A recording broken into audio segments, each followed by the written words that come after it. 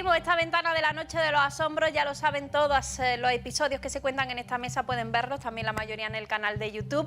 Y damos ya la bienvenida a este plató a Chema y Ramón, muy buenas. Buenas noches, María. Bueno, hoy vamos María. a abrir una página de la historia, de personajes que se han quedado ya, muchos se han hecho leyenda, pero bueno, que no siempre está muy justa la visión que tenemos y también el cine ha ayudado en algo. Los bandoleros, ¿qué se les viene a la cabeza cuando yo digo esta palabra? Yo se lo decía a ellos, a mí me viene Curro Jiménez, a mí me viene el Tempranillo, quizás también porque, bueno, estamos en esta comarca. Es que es un personaje que es muy icónico y es muy querido por el público gracias al cine, gracias a la novela, pero hay que decir que era un forajido, un fuera de la ley y un malaje. Así es, era gente que, bueno, hacían un crimen y huían, ¿no? Al Eran final. delincuentes, directamente. Vale. Delincuentes comunes que practicaban todo tipo de delitos, robos, asalto a mano armada, secuestros. Y que luego no iban a los pobres. No precisamente. Bueno, hay que decir una cosa, que esta estrategia, porque lo que hay, sufrimos un poco el síndrome de Robin Hood con los bandoleros.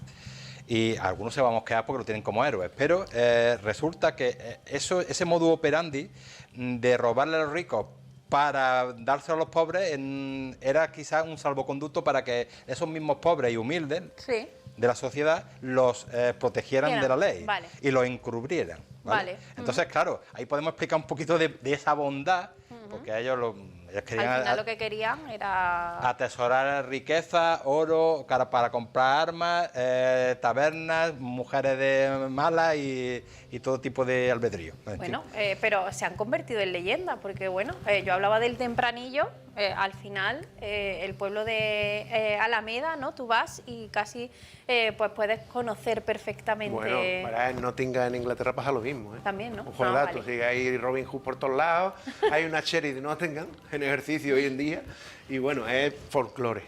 La realidad, bueno, pues la realidad tenemos dos casos de dos bandoleros.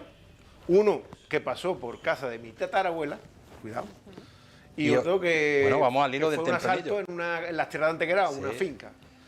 Fue, bueno, es que este no bandolero... es un personaje solo andaluz, ¿no?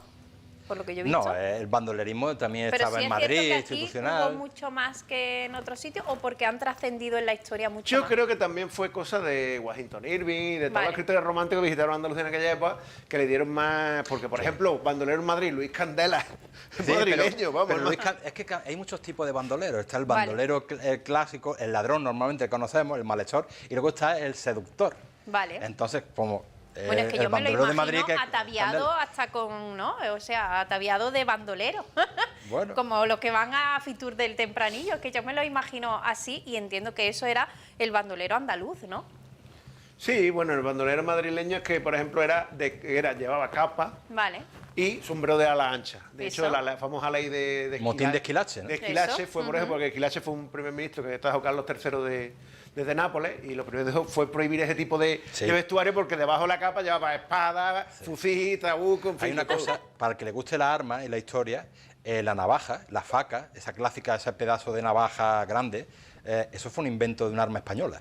Y lo hicieron para eso, para ocultar, no pueden un estoque, no pueden ocultar una espada, y utilizaron esa técnica para engalzar en la cuchilla. En cualquier la podía llevar en la faja o la podía llevar en la bota. Lo que pasa que, como veremos, los bandoleros contra una espada o un sable de caballería o una faca, pues poco podía hacer. Totalmente. Pero bueno, ahí está.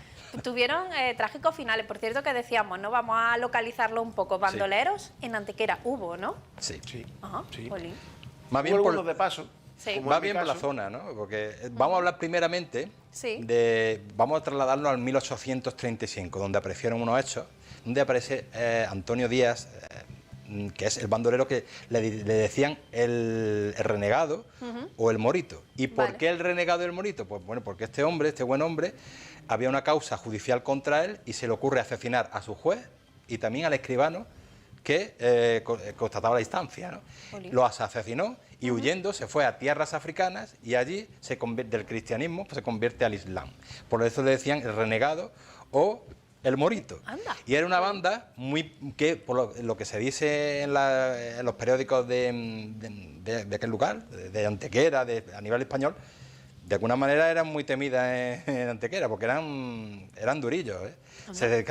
Sobre todo se dedicaban al robo, pero sobre todo Más que al asesinato, a quemar cultivos y de la gente pobre, de rica. Secuestro, a la extorsión. Secuestro. Vale, o sea que era un poco... Sí, era durillo, era un enfrentamiento durillo. Hacían su propia justicia, Antonio digamos, ¿no? Díaz... Muchos asuntos, le pagarían a lo mejor por eso o lo que sea, ¿no? O sea No, simplemente imagínate, tú estás en una finca, secuestran a tu familia y te dijeron, me traes 200.000 reales o mato a tu familia. Vale, que María, o sea que vale. Que Antonio Díaz Ortega, hay que decir, al hilo de lo que estábamos hablando antes, que perteneció a la banda del Tempranillo.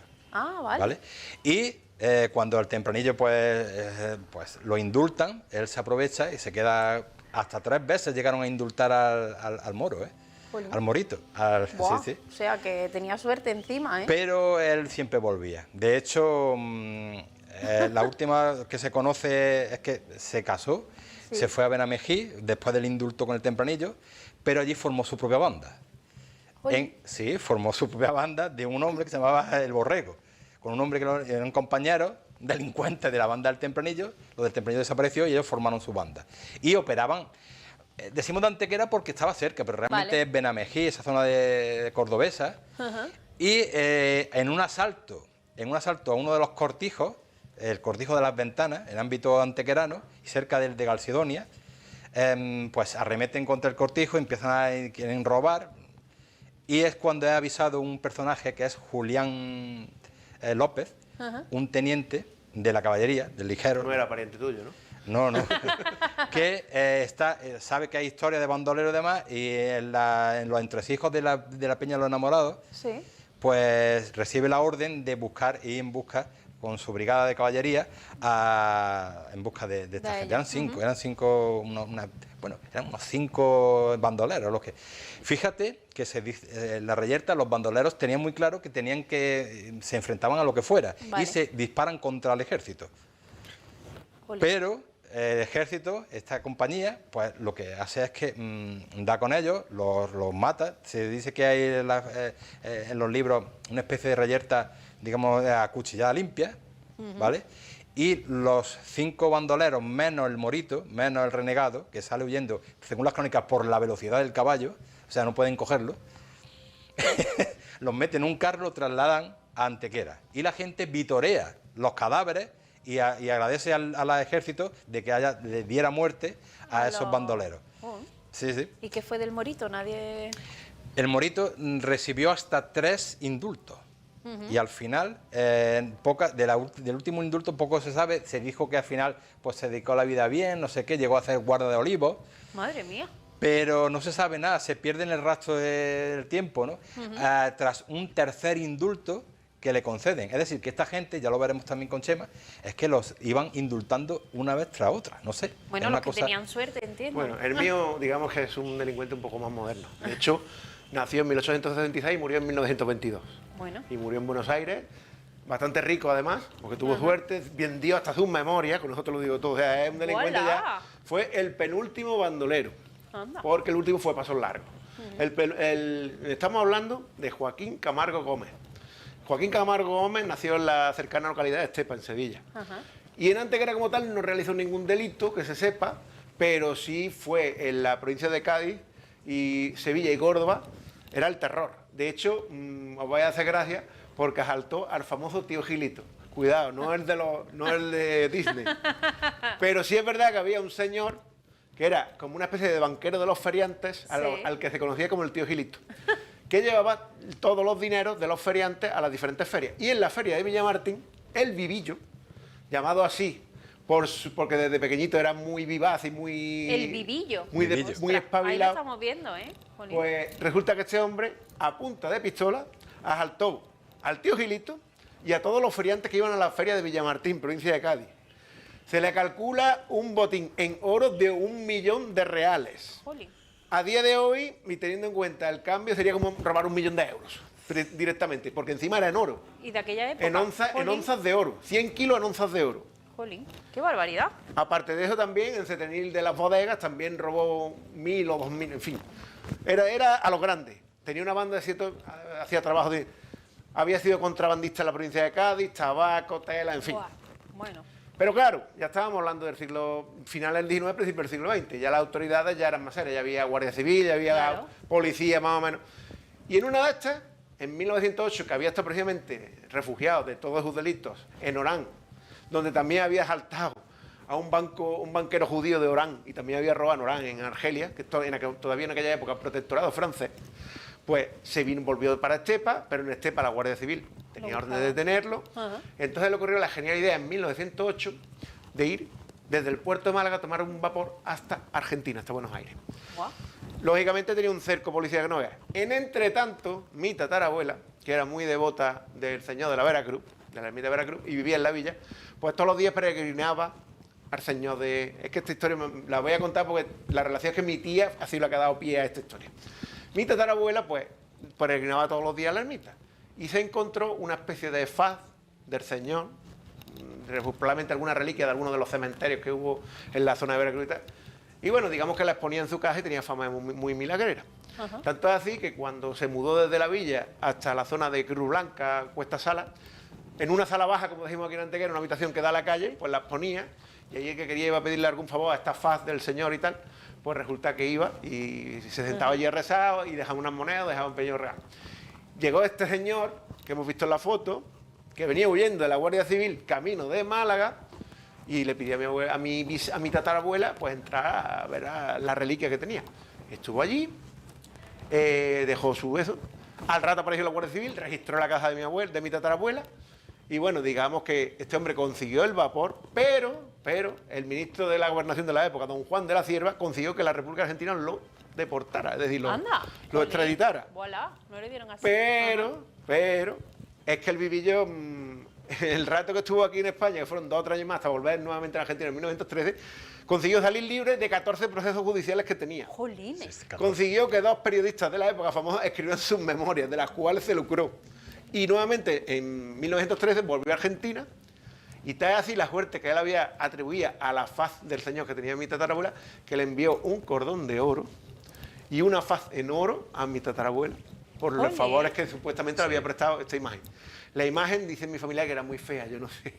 Tenemos que hacer un llamamiento, ¿verdad, sí, chicos? Se supone que en la época del hambre, el cordón, ya sabéis, la guerra civil, posguerra, el cordón de oro se tuvo que vender, lógicamente, y la pieza se supone que está depositada en el Museo de Antequera porque al final Juan Viejo, que era también familiar mío, el que tenía el kiosquillo en la calzada, pues fue el que lo heredó de mi tatarabuela y lo donó o se lo vendió a Francisco González, uno de los funcionarios del ayuntamiento, que lo donó al museo. Y se supone que la faz de este Cristo está en el museo, en el inventario del museo, y vamos a intentar a ver si podemos recuperarlo. Que eso es lo más importante que me ha encantado de esta. Es que en el Museo de Antequera ahí hay parte de nuestra historia. Claro que sí. Esa faz de ese Cristo, ¿no? Tiene que, claro que sí. Bueno, los almacenes pero bueno, son muy grandes, esa Antequera oculta que han sacado... a no ser que haya desaparecido, ¿no? El museo oculto que han llamado a la última exposición, pues mira, también se puede hay cosas buscar. que están sin catalogar todavía. Claro. Pero a lo que vamos, que este hombre, ya te digo, era, digamos que acabó siendo, entre comillas, una estrella del rock. Y no era ni mucho menos. Estamos hablando de un asaltante a gran escala, de mucho dinero, ¿eh? Bueno, pues ya lo ven, ¿eh? Tuvimos aquí también al Vivillo, el Vivillo que yo lo he buscado y además hay muchísima información de él en internet, no tanto del Morito, pero este hombre, aparte de una cantidad de fotografías tremendas, que se ve que se codeaba con un montón de gente, que entiendo que de ahí el que no lo implicaran en nada y saliera airoso, no solo por la intersección de la imagen, pero que si buscan el Vivillo hay una cantidad de referencias en internet que da para... Lógicamente en la cercana localidad de Estepa, y bueno, en la provincia de Cádiz, en la web del Ayuntamiento de Setení de la Poder, en la web de Villamartín. Que han hablado, han estudiado precisamente esas memorias de las que habla, y hay un montón de información de las vueltas que dio este hombre y de todo lo que se salvó, pero claro, fíjense, bandolero, bueno, pues, jolín. Ojo, él nunca se reconoció bandolero, en su memoria lo pone, él se reconocía jugador, amante de mujeres, bebedor. Y bueno, y contrabandista, y contrabandista, pero nunca se reconoció como bandolero. Claro, es que lo que iba a decir al principio del programa es que realmente en la iconografía no eran bandoleros como Talerue ni demás, eran gente muy, en fin, que iban a lo suyo, ¿sabes? Los malotes que le gustan a la gente. Claro. Y de hecho, bueno, pues Tempranillo igual. Es que ¿sabes lo que pasa con el tempranillo? Que yo siempre he pensado que cuando firma el plebiscito este de indulto con Fernando VII y tiene que perseguir a otros bandoleros, de alguna manera estás traicionando, ¿no? Claro. Si tú te Sí, estás la historia fuera, del tempranillo al final... si tú estás fuera de la ley, pues Claro. de alguna manera u otra eres un traidor. Es como el episodio de la mafia, ¿no? Sí, Bueno, al en este final lo caso, verían como un traidor. Lo de tempranillo fue más gordo todavía porque pasó de bandolero a policía, entre Sí. comillas. Es claro, claro. el tema, ¿no? Es que, bueno, pues ya lo ven, en Historia del Tempranillo, que como les digo, en esta comarca se cuenta. De hecho, dedican también una escenografía, una recreación, ¿no? Que ahora le llaman también en esa localidad. Y bueno, les aconsejo que pongan lo del Vivillo porque tiene una historia, bueno, no solo lo que hemos contado aquí, sino muy, muy interesante. Bueno, pues bandoleros que hemos hablado hoy, ¿eh? No habíamos dedicado nunca, que nos encanta la historia y ellos forman Bueno, y parte sobre también de la todo, historia. esa reliquia, por favor, si alguien sabe de Es algo verdad, bueno, del vamos Museo a Antequera. intentarlo. Vamos a intentarlo a ver si en el catálogo del museo Claro. o en las piezas no catalogadas debe estar. Claro, Debe estar en totalmente. una faz de piedra de un Bueno, ahí Cristo. nos dejamos la tarea, ojalá la encontremos, vamos a intentarlo. Bueno, chicos, pues buena Semana Santa, ¿eh? Buena Semana. A descansar, ¿no? Disfrutar Sí, un poquito. sí, Un poquito. Un poquito, dice, un poquito. Bueno, un poquito ya es bastante. Para Ya hablaremos muchos. de los misterios de la Semana Santa. Eso Bueno, es otro- Jolín, eso es un capítulo. Nos vamos a meter un poco con Antonio Jesús. Lo vamos a traer por aquí un día, vamos a Sí, hablar sí, de hablar eso, un a ver lo que poquillo, nos sí. cuenta. Bueno, Chema, Ramón, muchísimas gracias. Gracias a Que ti. paséis buena Semana Santa. Y nosotros vamos ahora a contarles precisamente cómo se prepara esta casa para llevarles todo lo que ocurra en la Semana de Pasión.